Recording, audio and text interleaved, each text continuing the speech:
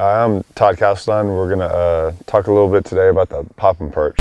I got a chance to help design this with Van Dam and actually Phil Marks, and it was something I think we needed on the market. I kind of came up with an idea probably about 7-8 years ago, and it always kind of bothered me, when everyone was frog fishing and stuff.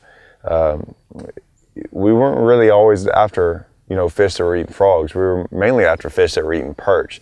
And so I think it was kind of something that was kind of lost somewhere along the way. And so, we decided to come out with this, and I think we did a pretty good job. Some of the features on it, we wanted the action to be about as lively as possible.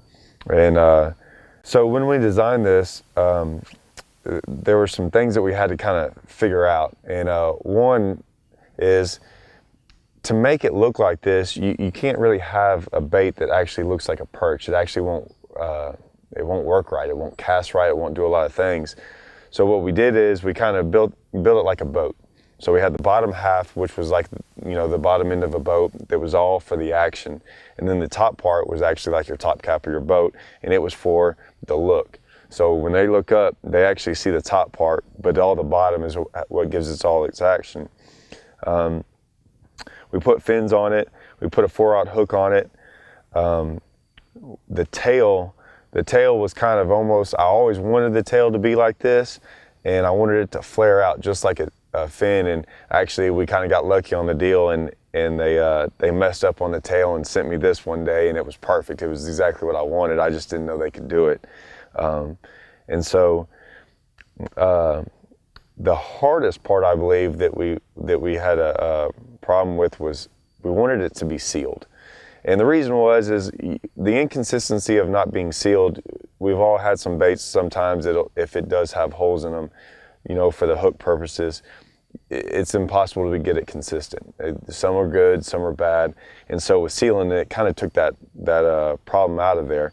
So we sealed it on the bottom, and then we put one little hole in, almost like a little blowhole right up on top. So that's where it lets it collapse when you set the hook. We're adding on a little tab and some other things for the durability process. That's kind of what took us so long, is we wanted something that we could just fish for a really, really long time, like catch a whole bunch of fish. We knew they were going to kind of tear up sometimes because of actually where we're fishing it. I mean, it's impossible when we're throwing it in probably some of the thickest stuff ever.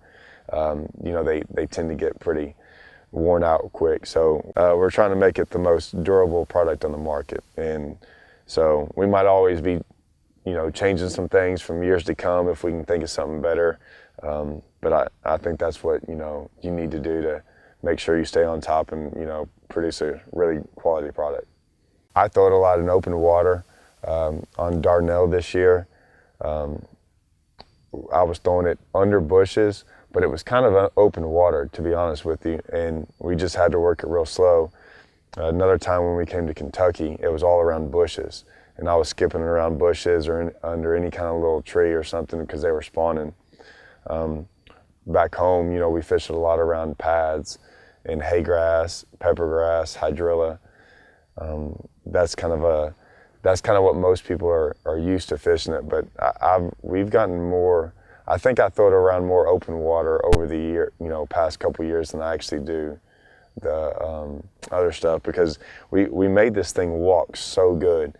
So I mean, it looks, it has a lot of features of just like your normal, walking bait, like a sexy dog or something. I mean, it'll travel 6 to 8 inches side to side. So I definitely like to throw it in some open water. For the most part, I have a Falcon. It's actually their swim bait rod. It's a 7'3" rod, and I got it on a Lew's 8-to-1 reel, their Super Duty reel, and I always have it on 65. I mean, I throw it on 65-pound braid, and I don't think I ever really go less. I rarely ever go more. I've never really broke off, so that's very important to me, is actually the rod and the reel.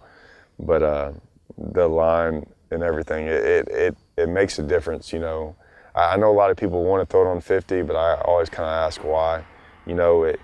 you can get away with 65, throw 65. If I could get away with 100, I'd probably throw 100.